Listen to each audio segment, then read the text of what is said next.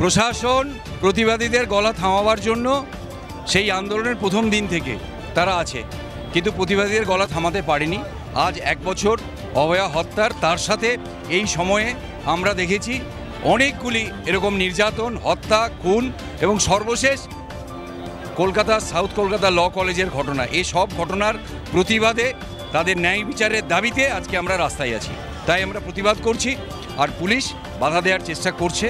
আমরা পুলিশকে বলেছি আমরা প্রতিবাদ করব, এটা আমাদের অধিকার, আর আপনাদের দায়িত্ব আইন শৃঙ্খলা রক্ষার। আমরা আইন শৃঙ্খলা রক্ষা করব। গতকালও তো মঞ্চ বাঁধতে বাধা দিয়েছিলেন, তারপরে আজকে আবার আপনারা আন্দোলন করছেন, নবান্ন অভিযানে বাধা হয়েছে, অভয়া নিয়ে একের পর এক আন্দোলনে কিন্তু এবার বাধা সৃষ্টি করছে পুলিশ। এই জায়গাটা কেন করছে পুলিশ, কেন করছে? পুলিশকে জিজ্ঞাসা করবেন কেন বাধা দিচ্ছে, তারা কার নির্দেশে এই কাজ করছে। তাদেরও যখন উর্দিটা খুলে বাড়িতে তার মেয়ের মুখের দিকে তাকাতে হয়, তাদেরও একবার ভাবতে হবে তার বাড়িতেও যে মেয়েটি আছে, কাল কখন কলেজে পড়তে যাবে কিংবা কোনো কর্মক্ষেত্রে যাবে, সেই মেয়েটির সুরক্ষা আছে কিনা তাদেরও ভাবতে হবে। তাই কার নির্দেশে এই কাজ করছে তাদেরকে জিজ্ঞাসা করবেন। নারী সুরক্ষা নিয়ে যখন প্রশ্ন তুলছেন, তখন মুখ্যমন্ত্রী দুর্গাপূজায় একের পর এক টাকা বাড়াচ্ছে প্যান্ডেলগুলোর ক্ষেত্রে, পুজোর অনুদানে। এই ব্যাপারটা কীরকম দেখছে? যারা পুজোর উদ্যোক্তা, যারা ওই টাকাটা নেবেন, তাদেরকেও আমরা অনুরোধ করব, পুজোর 4 দিন চোখ বন্ধ করে ঘর থেকে বেরোবার আগে মায়ের, স্ত্রীর এবং মেয়ের মুখ দেখে বেরোবেন, যাতে বেরিয়ে ভাববেন যে পুজোর প্যান্ডেলে তার মা, মেয়ে এবং বোনরা ঘুরবেন, তারা সুরক্ষিত আছেন তো, এইটা যেন তারা ভাবেন। হাজরা মোড়ের প্রস্তুতি দেখাচ্ছি যে র্যাব, ঢাল সমস্ত কিছু নিয়ে কিন্তু প্রশাসনের পক্ষ থেকে প্রস্তুত, এবং লাইফ জ্যাকেট পরেও রয়েছে, বুলেট প্রুফ জ্যাকেট পরে রয়েছে, এবং ঢাল রয়েছে, লাঠি রয়েছে, এত কিছু নিয়ে কিন্তু প্রশাসন প্রস্তুত। দাবি কি যে একটি মেয়ে ডাক্তার ছিলেন আরজি করেন, তিনি ধর্ষণ এবং খুন, এই যে তার যে এখনও আন্দোলন যে করেছে সে এখনও শাস্তি পায়নি, তারই দাবিতে কিন্তু এই এত আন্দোলন। কিন্তু তাই আন্দোলন রক্ষার্থে কিন্তু তৎপর পুলিশের তৎপরতা আমি একবার দেখাবো যে পুলিশ কিন্তু অত্যন্ত তৎপর রয়েছে। এখানে লেডিস পুলিশ থেকে পুলিশ, র্যাব, ঢাল সব কিছু নিয়ে কিন্তু রয়েছে। পুলিশের উচ্চপদস্থ আধিকারিকও রয়েছে, জলকামান আছে, এবং সমস্ত কিছুর দিক থেকে কিন্তু তৎপর রয়েছে পুলিশ। একদিকে রয়েছেন আন্দোলনকারীরা তাদের আন্দোলন, তাদের স্লোগানিং, তাদের ভাষা, তাদের বিক্ষোভ চলছে।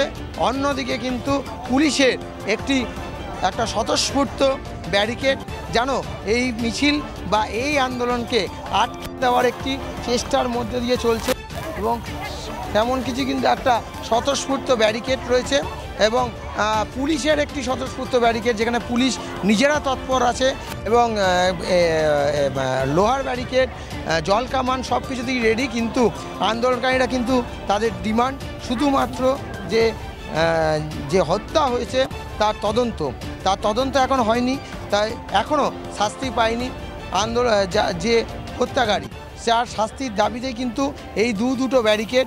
আমি জলকামানের চিত্র দেখাচ্ছি, জলকামান মজুদ আছে, বাস মজুদ আছে, ওইদিকে টিয়ার গ্যাস মজুদ রয়েছে, পুলিশের লাঠি যেমন রয়েছে, ঢাল রয়েছে, তার সাথে সাথে কিন্তু ব্যাপক পরিমাণে পুলিশ মোতায়েন করা হয়েছে এই হাজরা মোড় চত্বরে।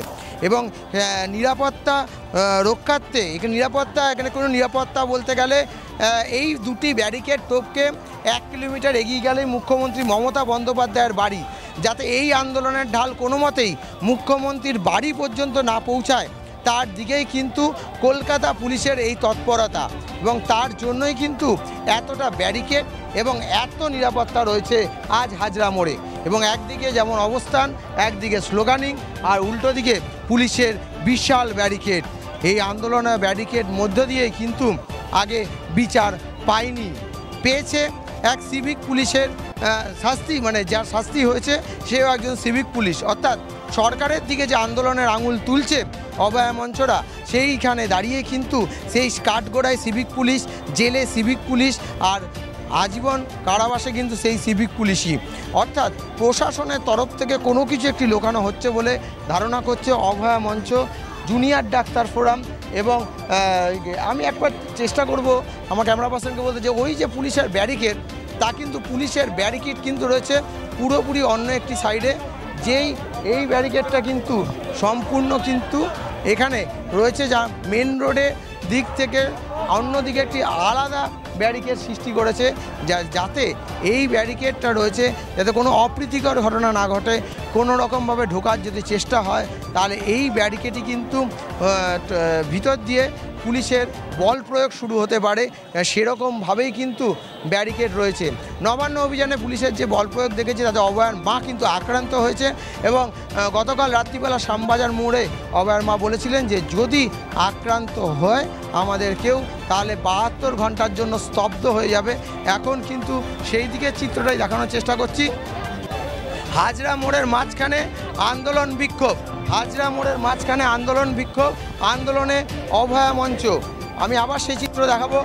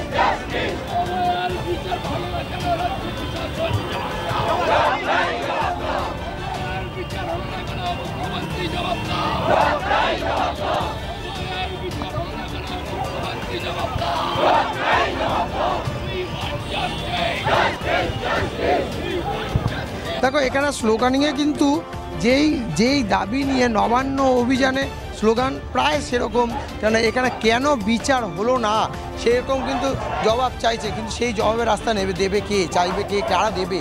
প্রশাসনের তরফ থেকে প্রক্ষস্থ ব্যারিকেড, প্রখর ব্যারিকেড প্রশাসনের তরফ থেকে এখানে রয়েছে।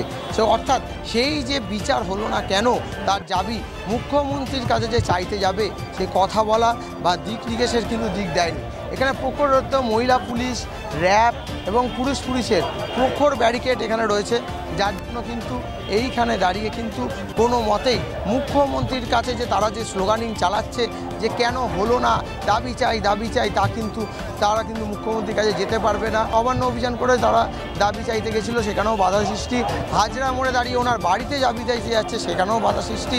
অর্থাৎ পুলিশের যে স্বতঃস্ফূর্ত একটা পদ্ধতি চলছে একটা আন্দোলনকে আটকানোর, তারই কিন্তু একটি পদ্ধতি আমরা এখানে দেখতে পাচ্ছি। এবং আমি কিন্তু দেখতে পাচ্ছি এখানে যে প্রশাসনের তরফ থেকে যতটা তৎপরতা রয়েছে, আজ থেকে 1 বছর আগে যদি হসপিটালের ভিতরে নিরাপত্তার তৎপরতা যদি ভালো থাকতো তাহলে কিন্তু আজকে এই দৃশ্য দেখতে হতো না বাংলাবাসীকে।